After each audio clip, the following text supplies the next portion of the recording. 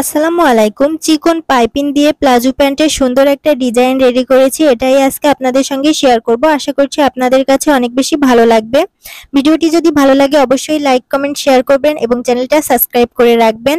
দেখতেই পাচ্ছেন এখানে খুব সুন্দর করে চিকন একটা পাইপিং দিয়েছি। তো চলুন কি করে তৈরি করেছি দেখে নেওয়া যাক। ফার্স্টে আমি এখানে প্লাজো প্যান্টটা কাটিং করে নিয়েছি এবং পাইপিংয়ের জন্য কিছু কাপড় নিয়েছি। এখানে 1 ইঞ্চি থেকে 2 দাগ পরিমাণ কম চওড়া কাপড়গুলা রাখা আছে এবং মাঝখান দিয়ে ভাঁজ করে রাখা আছে। 4টা পাইপিংয়ের জন্য 4টা কাপড় রাখা আছে প্লাজোর পায়ের যে ঘেরটা ওই ঘের অনুযায়ী। আর প্লাজোটা নিচের দিকে 2 ইঞ্চি এক্সট্রা এবং উপরের দিকে 2 ইঞ্চি এক্সট্রা রেখে কাটিং করে রেখেছি। তো এরপর হচ্ছে এখান থেকে আমরা যে অংশটুকু পাইপিং লাগাবো সেটা মেপে নিব। এই যে 2 ইঞ্চি এক্সট্রা নিয়েছি এর উপর থেকে 1.5 ইঞ্চিতে একটা মার্কিং করে নিচ্ছি। 1.5 ইঞ্চিতে মার্কিং করে নেওয়ার পর এখান থেকে কেচি দিয়ে কেটে চিহ্ন করে নিব। এতে করে আমাদের পাইপিংটা সেলাই করার সময় সুবিধা হবে। এই যে 2টা পার্টে ফার্স্টেই চিহ্ন করে নিলাম, এরপর বাকি 2টা পার্টে আবার চিহ্ন করে নিচ্ছি। এখানে 4 পার্ট করে রাখা আছে প্যান্টটা। তো এই যে কাটিং করে নেওয়া কমপ্লিট হয়ে গিয়েছে। এখন এখান থেকে একটা পার্ট সরিয়ে রাখছি আর আরেকটা পার্টে এখন ভাঁজ করে নিব। 2টা পার্টেই ভাঁজ করতে হবে। আপনাদেরকে আমি একটা পার্ট রেডি করে দেখাবো আর অন্যটা একইভাবে আপনারা করে ফেলবেন। এই যে চিহ্ন অনুযায়ী এখন এখান থেকে ভাঁজ করে নিচ্ছি সুন্দর করে এবং নখ দিয়ে ঘষে ঘষে একটা চিহ্ন রেডি করে নিচ্ছি যাতে করে সেলাই করার সময় সহজেই সেলাই করা যায় এই চিহ্নের উপর দিয়ে। এই যে আর নিচের 2 ইঞ্চির ওখানেও কিন্তু এভাবে ভাঁজ করে চিহ্ন করে নিতে হবে, তবেই কিন্তু সেলাই করতে সুবিধা হবে। এই যে চিহ্ন করে নেওয়া হয়ে গিয়েছে। এখান থেকে এভাবে করে পাইপিং গুলাকে সেলাই করে নিতে হবে।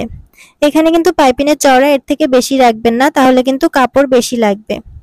এরপর এই যে এই চিহ্নর উপর দিয়ে এখান থেকে আমি এই যে লাল কাপড়টা এটাকে সেলাই করে নিচ্ছি। আমি এখানে ড্রেসের প্রিন্টের সঙ্গে ম্যাচিং রেখে তারপর পাইপিংয়ের কাপড়টা ব্যবহার করেছি। টুকরা কাপড় তো আমাদের অনেক সময় ঘরে এরকম থাকেই, সেগুলা ব্যবহার করেই কিন্তু আপনারা এই সুন্দর ডিজাইনটা করতে পারেন। তো খোলা অংশটা কিন্তু উপরের দিকে আছে পাইপিংয়ের এবং বন্ধ অংশটা নিচের দিকে রেখেছি। এই যে এভাবে করে এখন এটাকে সম্পূর্ণ দাগের ওখান থেকে সেলাই করে নিলাম। এই যে আমার সেলাইটা করা কমপ্লিট হয়ে গিয়েছে আর একদম কর্নার দিয়ে সেলাইটা দিয়েছি। এরপর নিচের অংশটা সেলাই করছি। আমি 2টা পাইপিং দিয়েছি, এই কারণে নিচেরটা এখন সেলাই করছি। নিচেরটার পাইপিংয়ের আবার খোলা অংশটা কিন্তু আমি নিচের দিকে রেখেছি, কারণ এটা পরবর্তীতে আবার উল্টে নিচের দিকে চলে যাবে বন্ধ অংশটা। এই কারণে এভাবে করেছি। 2টা পাইপিংই কিন্তু একই দিকে থাকবে বন্ধ অংশটা, সেটা খেয়াল রেখে তারপর সেলাইটা করবেন। আর আমি যে পদ্ধতি সেলাই করেছি সেই পদ্ধতিতে আপনারা সেলাই করবেন, দেখবেন ফিনিশিংটা অনেক বেশি ভালো আসবে। এই যে 2টা পাইপিংই সেলাই করা কমপ্লিট। এখন এখান থেকে পাইপিংয়ের চওড়া যতটুকু ততটুকু পরিমাণ কাপড় ভাঁজ করে পাইপিংটা যতটুকু আপনারা রাখতে চান চিকন বা মোটা করে সেই অনুযায়ী রেখে তারপর উপর থেকে চাপ সেলাই দিয়ে দিবেন। তো আমি সেভাবেই কিন্তু চাপ সেলাইটা দিয়ে নিচ্ছি। আর দেখতেই পাচ্ছেন আমি কতটা চিকন করে এই পাইপিংটা রাখছি। যত বেশি চিকন রাখা যায় সেই অনুযায়ী কিন্তু আমি রাখছি, অর্থাৎ যতটুকু রাখলে দেখতে ভালো লাগে সেই অনুযায়ী আমি চিকন করে রাখছি। তো এই সেলাইটা করতে করতে এ পর্যায়ে আপনাদের কাছে একটা রিকোয়েস্ট, যারা আমার চ্যানেলে নতুন এসেছেন এবং প্রথমবার আমার ভিডিও দেখছেন অবশ্যই আমার চ্যানেলটা সাবস্ক্রাইব করবেন। আর যারা সাবস্ক্রাইব করেছেন তাদেরকে তো অনেক অনেক ধন্যবাদ জানাই। আর ভিডিওতে যদি এখনো লাইক করে না থাকেন সেক্ষেত্রে অবশ্যই ভিডিওতে একটা লাইক করে দিবেন আর কমেন্টে জানাবেন আর কিরকম ডিজাইন আপনারা আমার থেকে দেখতে চান। তো আমি কিন্তু পরবর্তীতে চেষ্টা করব আপনাদের পছন্দ অনুযায়ী ডিজাইনগুলো নিয়ে আসতে। যেহেতু আমার চ্যানেলটা একদমই নতুন এই কারণে তেমন কেউ কিন্তু কোনো লাইক কমেন্টও করে না। তো আমি কিন্তু প্রতিদিনই প্রায় নতুন নতুন ভিডিও আপনাদের জন্য নিয়ে আসার চেষ্টা করি।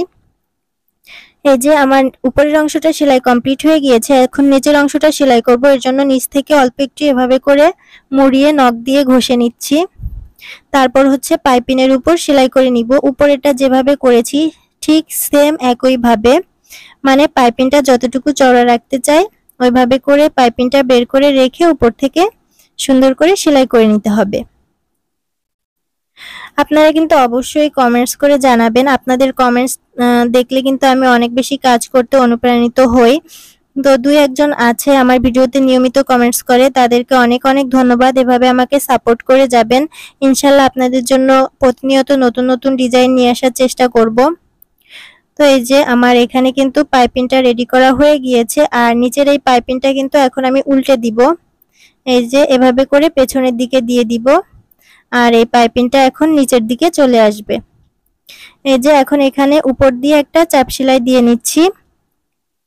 এই উপর দিয়ে চাপ সেলাই দিয়ে নেওয়ার পর কিন্তু আমার ডিজাইনটা অলমোস্ট কমপ্লিট হয়ে যাবে। জাস্ট নিচের দিকে যে অংশটা খোলা রয়েছে ওই অংশে আরেকটা চাপ সেলাই দিয়ে দিব। আপনারা চাইলে ওই অংশে কিন্তু হাত দিয়ে সেলাই করে অর্থাৎ তুরপাই করে নিতে পারেন, তাহলে কিন্তু দেখতে ভালো লাগবে। তো আমি এখানে তুরপাই করছি না, একবারে মেশিনের সেলাইটাই দিয়ে নিচ্ছি। তুরপাই কিন্তু পরবর্তীতে আবার খুলে যাওয়ারও চান্স থাকে, এই কারণে মেশিনের সেলাইটা দিয়ে নিলাম। এখন হচ্ছে সাইড থেকে ফিটিং সেলাইটা দিয়ে নিচ্ছি। আমার সম্পূর্ণ প্যান্টটি কিন্তু সেলাই করে নেওয়া হয়ে গিয়েছে। অফ ক্যামেরাতে আমি সম্পূর্ণটা সেলাই করে নিয়েছি। এই যে আমার প্লাজো প্যান্টটি রেডি হয়ে গিয়েছে। কেমন হয়েছে কমেন্টস করে জানাবেন, আর ডিজাইনটি ভালো লাগলে লাইক করবেন। ভিডিওটি ভালো লাগলে অবশ্যই চ্যানেলটি সাবস্ক্রাইব করে রাখবেন এরকম নতুন আরো ভিডিও পাওয়ার জন্য। আজকে এই পর্যন্ত, সবাই ভালো থাকবেন। আল্লাহ হাফেজ।